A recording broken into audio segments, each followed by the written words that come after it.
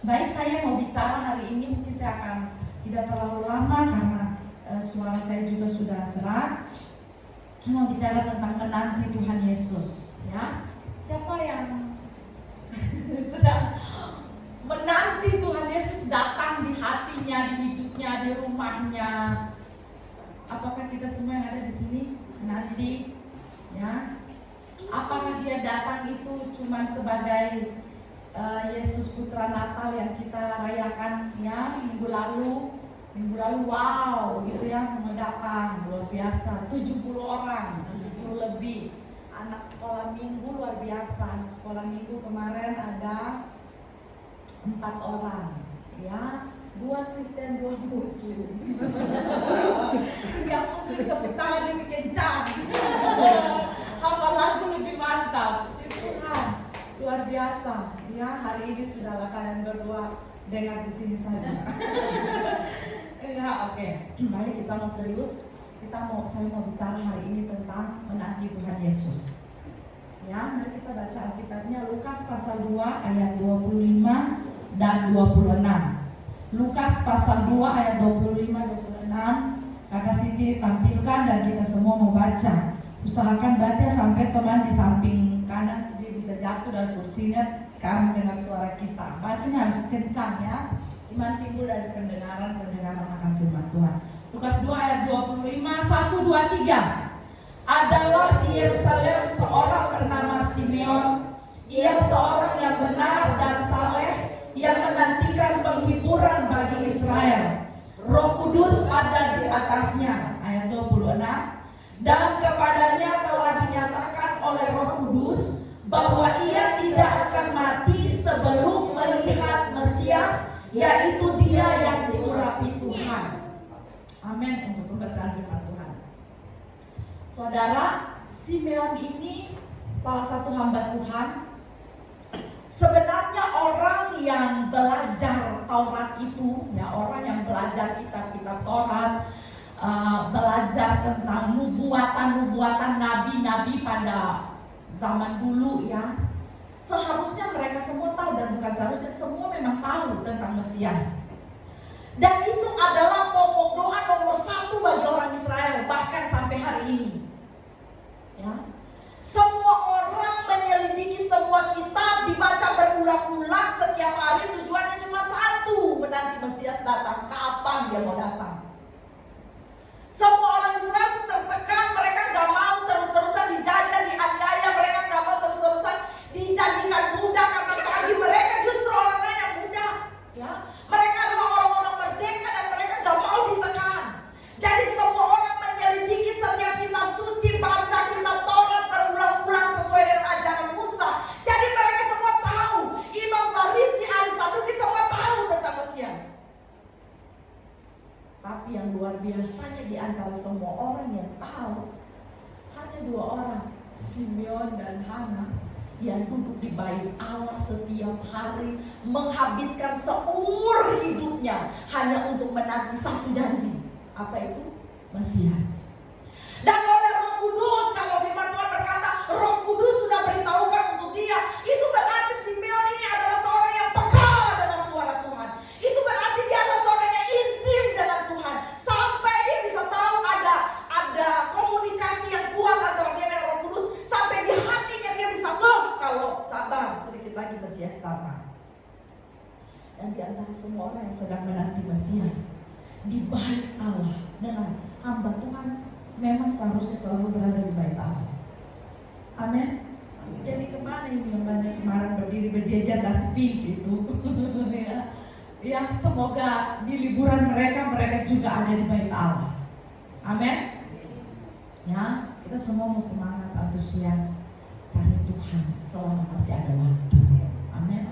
Ada waktu di mana tidak ada lagi kesempatan, pintu anugerah tertutup. Kita mau cari di mana, mau nangis bagaimanapun sudah tidak dapat lagi. Selama masih ada kesempatan, pintu anugerah masih terbuka, rumah masih dekat, hujan belum turun, datang sudah. Kalau bilang cinta, jangankan gerimis, hujan badai pun aturan kita datang, ya kan? Nah, macam kakak 2 yang ganteng dan cantik, yang baju biru di kapal. Iya, tapi tujuh dari sana, dari mana ke Doyan untuk datang sampai di sini, ya. Tetangga kita nggak datang, ya. Tapi puji Tuhan semua mau antusias hari ini. Memang kita anak Tuhan, hamba Tuhan harusnya datang duduk di bait Allah. Disinilah kita akan peka dengan suara Roh Kudus. Amin. Dan ketika dalam penantiannya firman Tuhan berkata, seumur hidupnya Simeon dan Hana, seumur hidup mereka menghabiskan waktu seumur hidup itu lama, iya nggak? Makanya cari jodoh tuh memang harus benar-benar, karena seumur hidup tuh lama, ya. Seumur hidupnya dihabiskan hanya untuk menanti satu janji. Janji itu adalah apa, Mesias? Dan bagaimana perasaannya, bagaimana gejolak Roh Kudus di dalam hatinya ketika sesuatu yang ditunggu puluhan tahun, pada saat itu dia sudah tua sekali.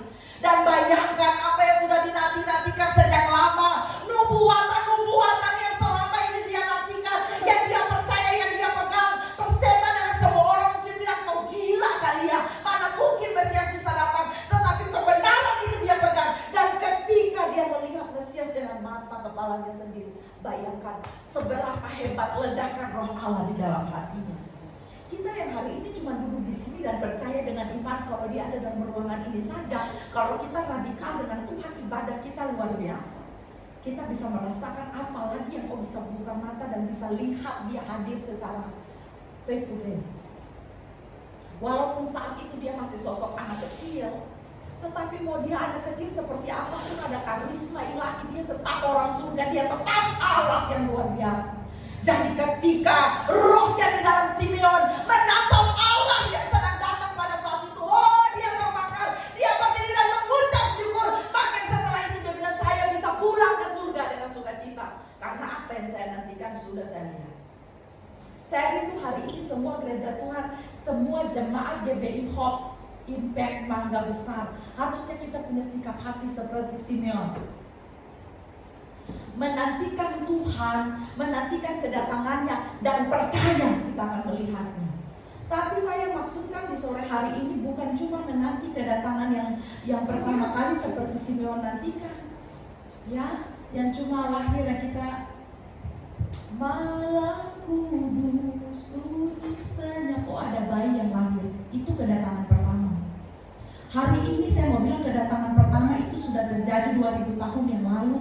Dan hari ini yang paling harus kita gairahkan hidup kita adalah menanti kedatangan kedua.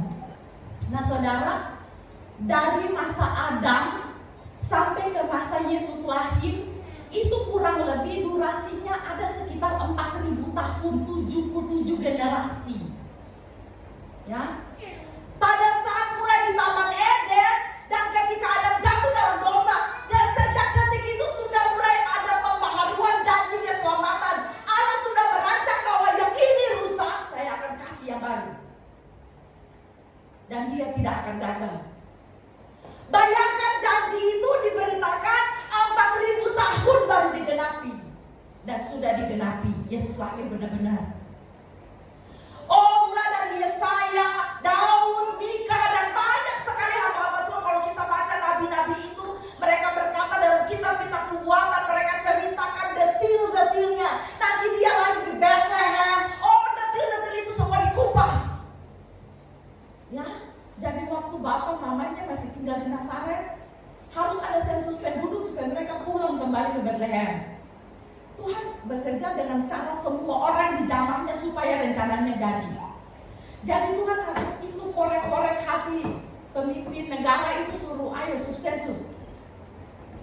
Ya, kalau nggak sensus mereka nggak pulang kampung, nggak mudik. Karena ada sensus mau periksa KTP ceritanya begitu. Ya, jadi dia harus pulang ke tempat asalnya, dan pulang ke tempat asalnya Yesus lahir di Bethlehem. Karena dari dulunya, dari ribuan tahun lalu memang sudah dinubuatkan lahirnya di Bethlehem, supaya semua nubuatan terjadi. Ya, lalu saudara bayangkan 4000 tahun penggenapannya sudah terjadi. Dan sekarang ketika Yesus lahir sampai hari ini sudah berapa ribu tahun? 2025, belum habis Ibu Hendia, kok cepat-cepat. Itu masih ada berapa hari? Sudah 2025, ya. Makanya dibilang penanggalan kita ini berdasarkan kelahiran Yesus, ya. Jadi sudah 2000 tahun kita sedang menanti datangnya yang kedua kali. Jadi cerita yang menanti datang pertama kali itu sudah lewat. Euforia kita yang melakukan Natal dan sebagainya, yang pikirannya cuma kue Natal, cat rumah bagus-bagus, beli baju Natal, sampai ada yang bilang kalau nggak punya baju Natal mending mualaf. Bertobat. Ya, sebab sesungguhnya itu hal yang tidak usah kita fokus di situ. Saudara bisa paham maksud saya?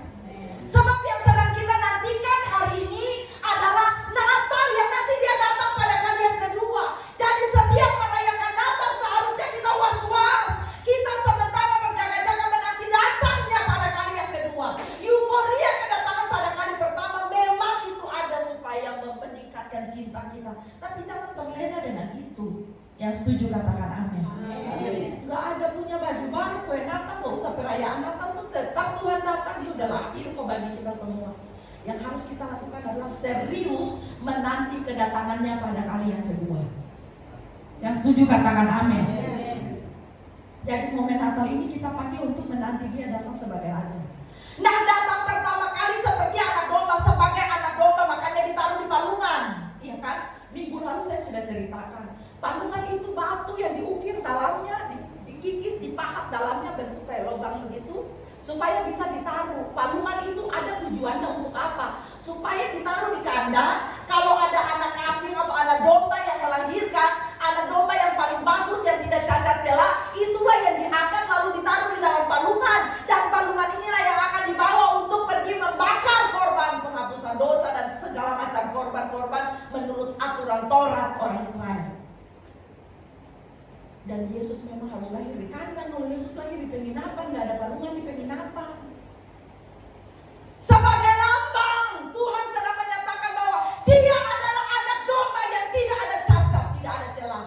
Penggenapan. Melalui Dia semua dosa orang yang percaya kepadanya diampuni, didamaikan dengan Allah, masuk surga. Yang setuju katakan amin. Amin. Makanya ada palungan di situ. Ya, nah saudara, saya mau bilang sekarang, oke, kita pakai momentum Natal ini untuk jaga-jaga persiapan diri menanti kedatangannya pada kali yang kedua. Kedatangan kali pertama sudah terjadi, dia datang sebagai seorang yang lemah, anak bayi yang lahir ditaruh di palungan. Tapi kedatangannya pada kali yang kedua sebagai raja di atas segala raja.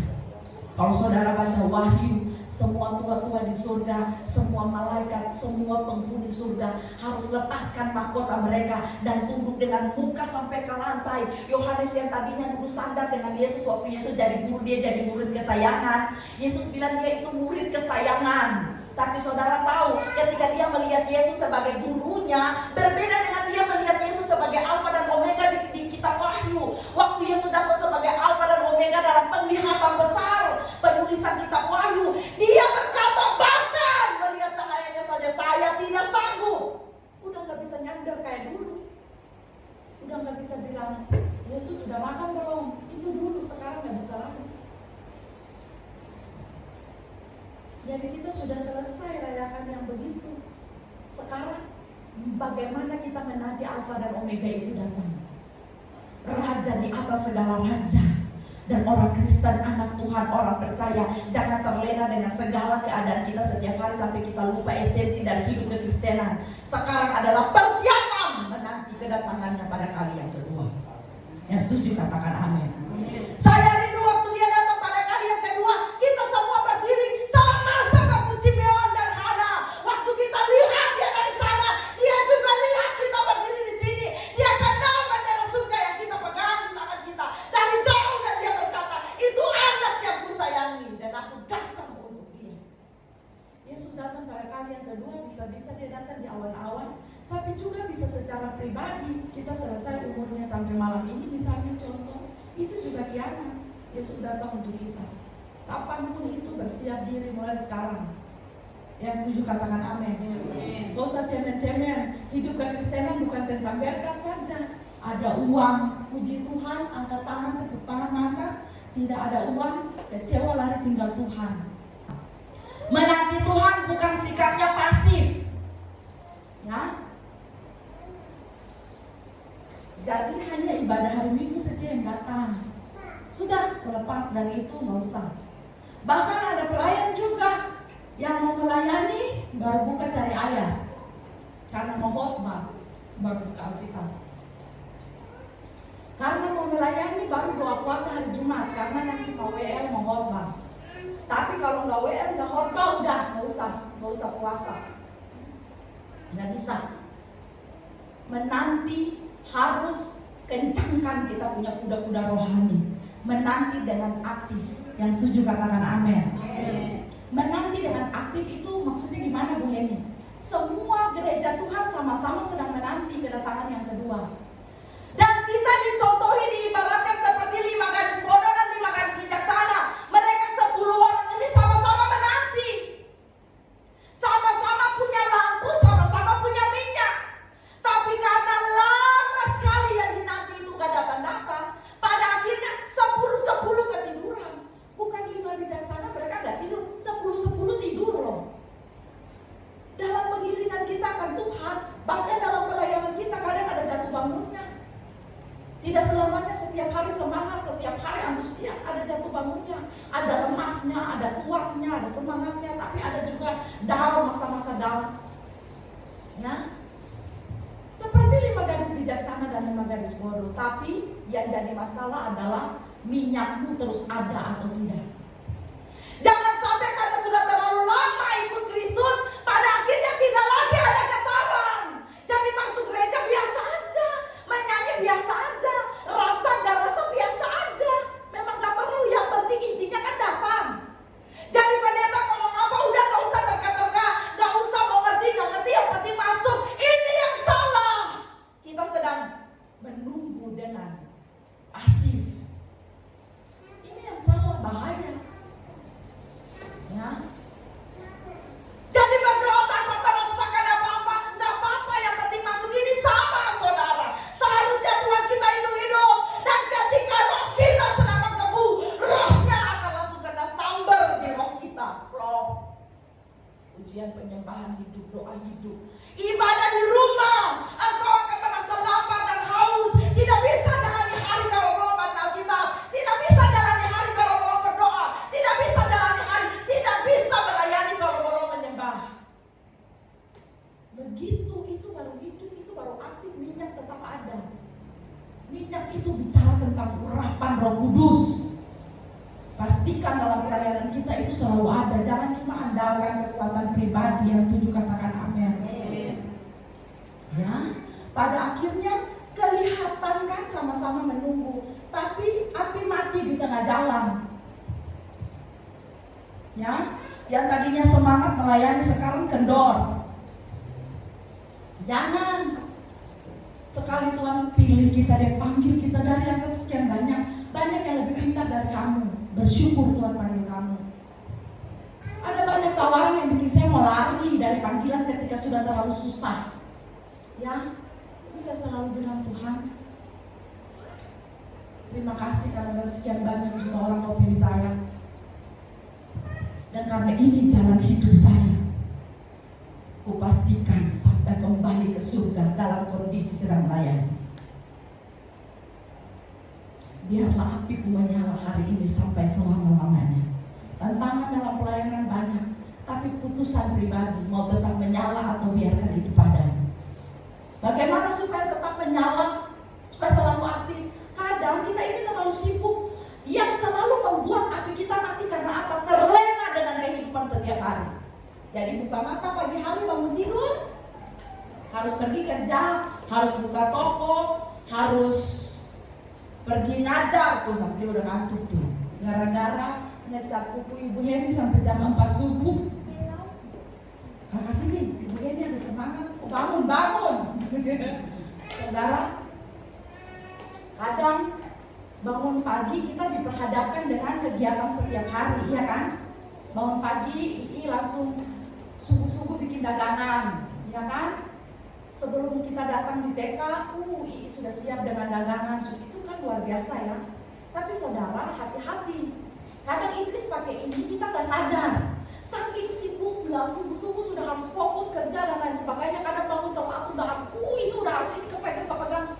Lalu kita mulai pergi kerja, kita mulai sibuk dan segalanya. Sampai ketika habis masa sibuk kita, pulang ke rumah energi sudah tinggal. Jadi kan selalu ukur segala sesuatu dengan persen.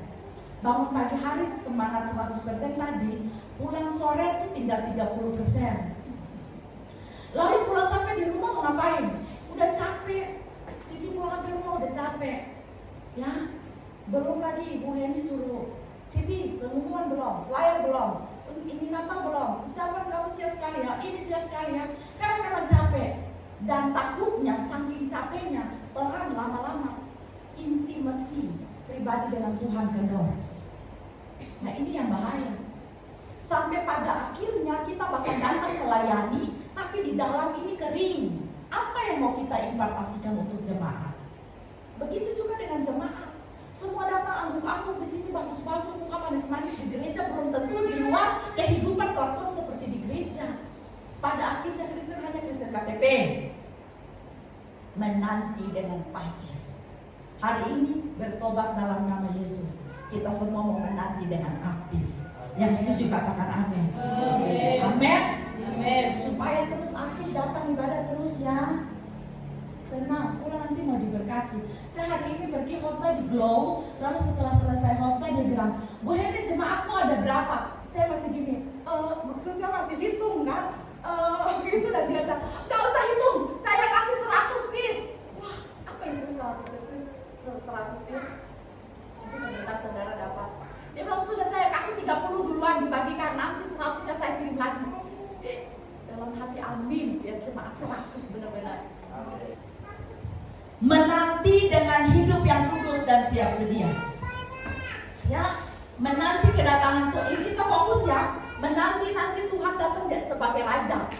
Jadi menanti kedatangan yang kedua. Ya. Dalam proses menanti dia datang sebagai raja, yang harus kita ingat baik-baik adalah kita harus menanti sambil tetap jaga kekudusan hidup. Memang hidup kudus tidak bawa kita ke surga.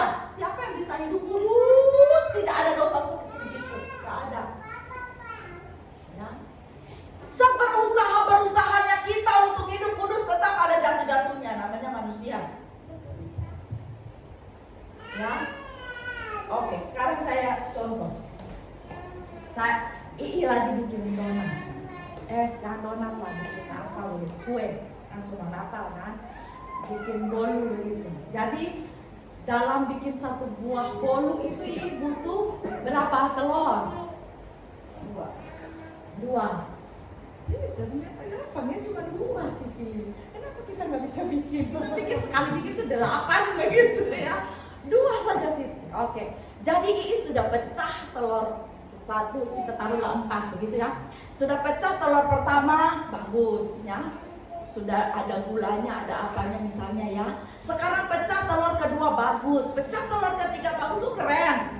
Pecah telur keempat udah jadi anak ayam. Ya busuk. Jadi ketika masuk ke dalam adonan itu, saya mau tanya, adonannya terpakai nggak? Buang. Ya, masa mau bikin kue anak ayam? Buang. Begitu juga kita. Dengar Ibu Heni khotbah, matanya kalau sudah melotot begitu ya. Kalau sudah benar-benar, rasanya saya mau hidup kudus Tuhan, saya mau benar-benar cinta Tuhan habis-habisan. Pokoknya saya mau murni suci dan kudus, saya tidak mau bercacat celah. Ya, lalu kita pulang hari Senin semangat. Ya, pokoknya ketika terjadi huru-hara di dalam rumah, gua tetap murni, gua tetap kudus. Apa itu huru-hara? Ya kan? Oh, semuanya bagus, luar biasa berjalan. Dari pagi kita kekang lidah, udah mau marah, udah mau ini setengah mati, jaga lidah. Ya, pokoknya nggak mau. Sore hari, tiba-tiba iPhone yang dibeli dengan pay letter itu hilang entah kemana. Ya, keluar tangan. Besetan dengan khotbah Ibu Heni. Ya, kita mulai tuduh semua orang dalam rumah. Sampai ada ambil iPhone kudu kembalikan sekarang sebelum kau lihat murka Tuhan menyala. Ya, ketika sedikit saja sudah marah, dengar. Yang jaga-jaga dari pagi tadi sampai ke siang ke sore tuh lewat. Seperti telur keempat, merusak semua adonan. Jadi sudah jaga tahan diri dari pagi, tapi ketika malam bikin satu saja kesalahan, maka semua yang dari tadi pagi itu langsung sirna. Gak bisa. Jadi bagaimana kita bisa mencapai Tuhan dan berdamai dengannya? Saya maksudkan hari ini hidup kudus bukan supaya masuk surga. Mau masuk surga cuma jalannya satu, Yesus Kristus.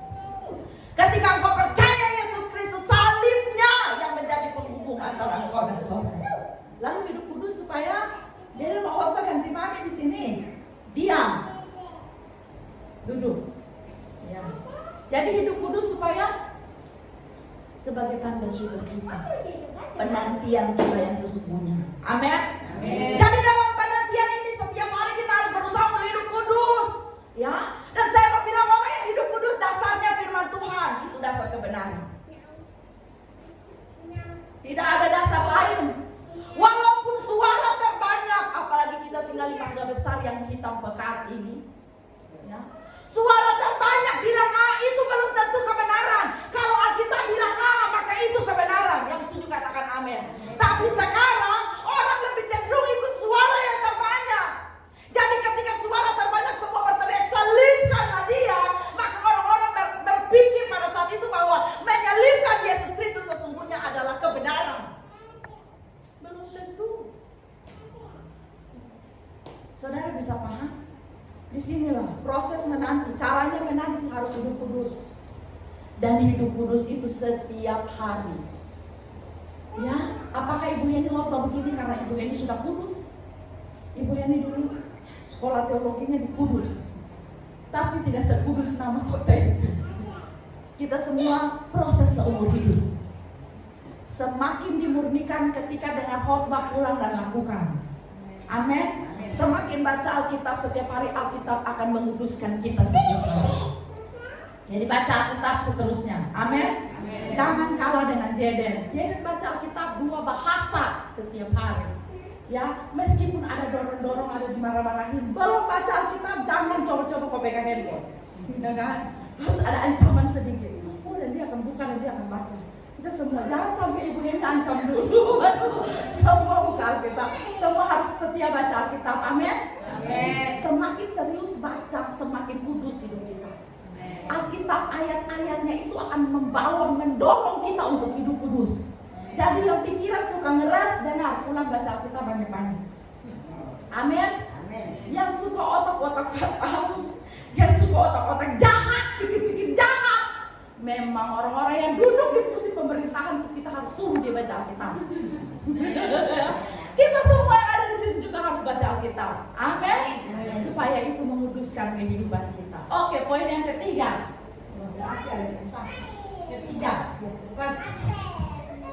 Kita menanti kedatangan Tuhan pada kali yang kedua, nanti kedatangan Tuhan Yesus, menantinya dengan kesetiaan dalam panggilan dan pelayanan. Dalam proses menanti Tuhan datang pada kali yang kedua, saya mau bilang, semua harus melayani. Siapa yang belum melayani? Melayani. Kata Ferry, melayani. Saya bersyukur Tuhan panggil dan pilih dan pakai. Ya. Apalagi menyampaikan firman Tuhan itu beban tersendiri. Ya. Ketika kita sedang berkhotbah di sini, saya sedang berkhotbah di depan suami saya. Jadi ketika saya sedang berbicara, dia mendengarkan. Kalau saya tidak menghidupi apa yang saya khotbahkan dan dia mendengarkan di sana, bagaimana timbal baliknya? Saudara bisa tangkap maksud saya? Akan ada rasa tertuduh yang besar di dalam hati. Siti yang setiap hari tinggal dengan saya, ketika saya berkhotbah tapi kenyataannya lain di sana. Jadi sebenarnya pelayanan itu adalah pagar yang baik bagi setiap orang percaya. Semakin engkau masuk dalam pelayanan, sebenarnya itu semakin menjadi pagar bagimu untuk tidak melenceng dan luar jauh-jauh. tahu ada beban yang mulia yang harus engkau pikul. Karena engkau tahu bagaimana mau marah sementara engkau harus jadi teladan. Jadi kita bersyukur kita semua yang melayani di sini semua masih sangat muda. Tapi biarlah dalam kemudahan justru pelayanan ini menjaga kita bisa hidup dengan luar biasa dan bertahan sampai akhir. Yang setuju katakan amin. Amin. Bergairah, mari melayani. Begitulah caranya yang luar biasa. Bagaimana kita bisa setia sampai akhir untuk menanti kedatangan Tuhan? Melayani. Semakin engkau terjun lebih dalam pelayanan, bukan berarti pelayanan tanpa hambatan. Oh, dunia yang paling sebenarnya banyak persoalannya adalah dunia pelayanan. Karena apa? Dunia sekuler. Saya bos dan Anda adalah anak buah. Kalau Anda bersalah tinggal saya pecat. Tapi pelayanan tidak seperti itu. Kita sedang berusaha membangun hubungan yang baik. Kita sedang berusaha membuat orang yang tadinya hidup dalam dosa menjadi hidup dalam kebenaran. Yang tadinya otaknya selalu keras jadi otaknya bersih. Yang tadinya hidupnya semena-mena jadi terpimpin, terarah. Ya, kita sedang membangun karakter orang lain. Dan itu bukan perkara gampang. Jadi sebabnya di dalam pelayanan terjadi banyak sekali gesekan. Besi menajamkan besi, manusia menajamkan sesamanya. Tapi saya mau bilang jangan jadikan semua itu sebagai alasan untuk mundur dari panggilan. Amin. Kalau Tuhan sudah panggil, ya, masa kan engkau lari keluar sendiri? Melayani sampai kapan? Sampai selesai hidup. Ya, sampai akhir hidup dalam pelayanan. Jadi bagus pelayanan, melayani itu bagus. Bapak Stevi waktu datang dari Ambon masih darah panas.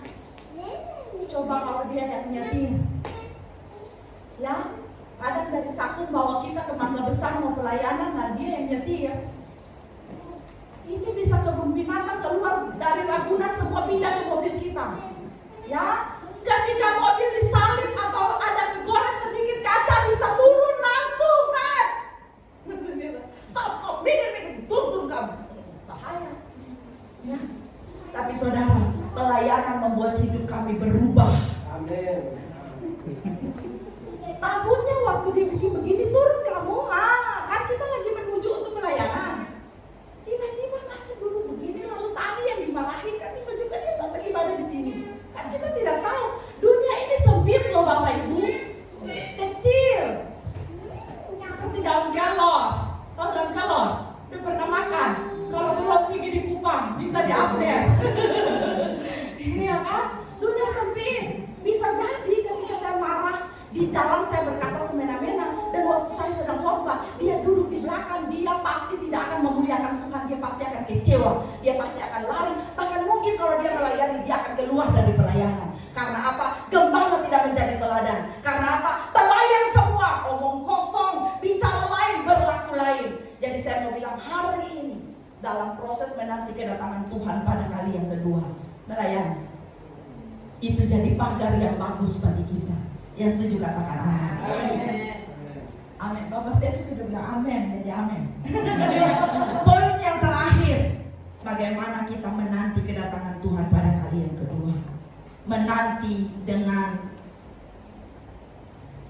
sikap waspada dan setia sampai akhir.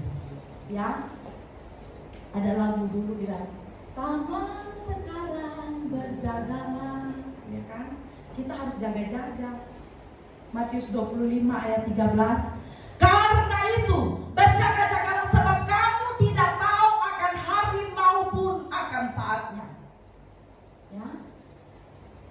Ketika Tuhan datang pada kali yang kedua, kita tidak tahu kapan waktunya. Kiamat itu bisa jadi Tuhan datang malam ini untuk kita. Saya juga tidak tahu. Saya bisa khotbah hari ini, masih bisa khotbah minggu depan enggak? Saya juga tidak tahu.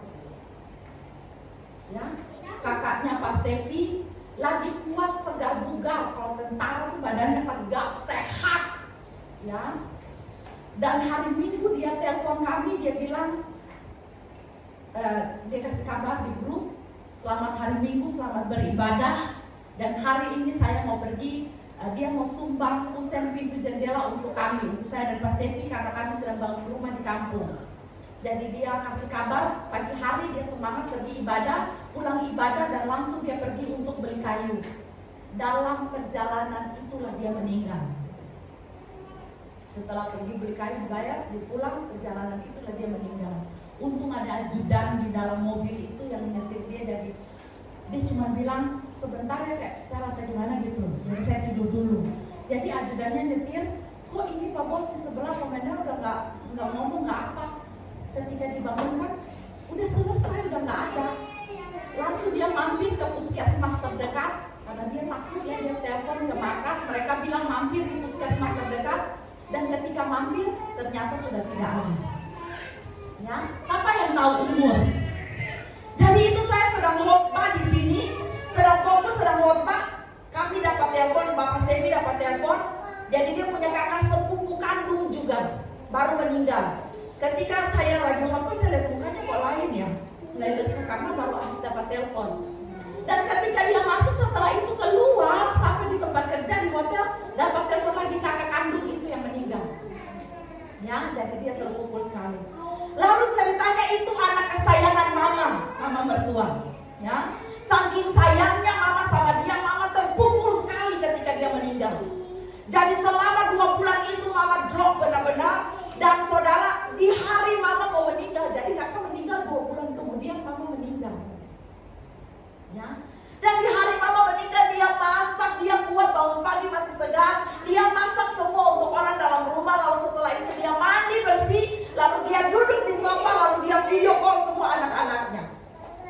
Dan di video call itulah dia bicara dengan Pak Stevi. Ketika mereka lagi ngobrol, dia tarik nafas 3 kali dan selesai. Saya mau bilang hidup sekarang kita nggak tahu Bapak Ibu. Jadi seharusnya orang percaya harus serius dengan Tuhan. Yang setuju katakan amin. Tidak ada masa lagi untuk kita main-main dengan kehidupan kita. Jangan cuma fokus dengan apa yang kita makan, minum dan pakai. Hidup ini bukan hanya bicara tentang makan, minum dan pakai. Kita sedang ada hari ini menentukan hidup kita di kekekalan nanti. Apa yang kita pilih hari ini menentukan kita nanti di kekekalan. Kalau hari ini Anda memilih setia, Anda memilih sungguh-sungguh melayani Tuhan, bersikap berjaga-jaga setiap hari, bisa jadi Tuhan datang di posisi kamu sedang siap. Misalnya kamu sedang melayani, kamu sedang berdoa, di rumah sedang lakukan aktivitas tapi sikap hatimu benar di hadapan Allah. Oh, saya percaya penjemputan dari surga akan luar biasa. Satu ketika ada seorang yang datang bantu kita melayani. Dia datang dari Papua, sedang menuju ke rumah sakit jantung Jakarta karena apa? Jantungnya bocor. Waktu itu tidak ada kakak Agnes, belum ada Yoke, Pak Joshua lagi pulang ke Kupang. Jadi keyboard kosong. Ya saya bilang sudah, kita tepuk-tepuk tangan saja, ibadah tetap jalan, nggak ada ini, nggak ada alat musik, nggak ada pemainnya, tepuk tangan saja, pokoknya nyanyi saja. Lalu Tuhan kirimkan Elis ini, teman dari Papua, dia datang. Bayangkan, ini jantung lagi bocor, harus masuk rumah sakit. Dia izin keluar hari Sabtu untuk datang main keyboard dulu. Hari Minggu, hari Senin masuk lagi. Ya, dan saudara, berjalannya waktu, dia balik lagi ke Papua. Ya, lalu dia sempat drop, mereka telepon. Ketika telepon, saudara, saya mengerti akan satu hal begini. Jadi ketika dia mungkin melihat dijemput itu, dia bilang untuk mamanya ada di samping dan dia bilang begini. Mulutnya sudah kaku, gak bisa ngomong. Satu-satunya kata yang bisa keluar adalah Ibu Heni. Ibu Heni, dia kerahkan kekuatan terakhirnya, Ibu Heni. Jadi mamanya pikir dia mau minta doa di saya. Jadi dia telepon saya angkat, mamanya bilang lidahnya udah pendek, pokoknya dia udah susah mau ngomong. Jadi Ibu Heni berdoa saja, gak usah bicara, langsung doakan saja. Tapi ketika berdoa kayak roh saya connect dan saya merasa bahwa ini dia sudah dijemput. Jadi dia usaha mau bilang untuk mamanya tapi susah. Ya. Dan saya dengar suaranya sayup-sayup dari sana seperti dia sedang bahasa roh. Ya, ada damai sejahtera di hati.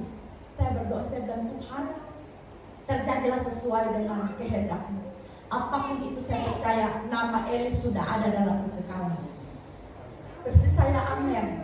2 menit kemudian mamanya telepon dan dia nangis. Dia bilang, ini sudah selesai. Proses selesainya itu sambil senyum. Mamanya pikir karena Ibu Hendy sudah doa. Saya bilang no.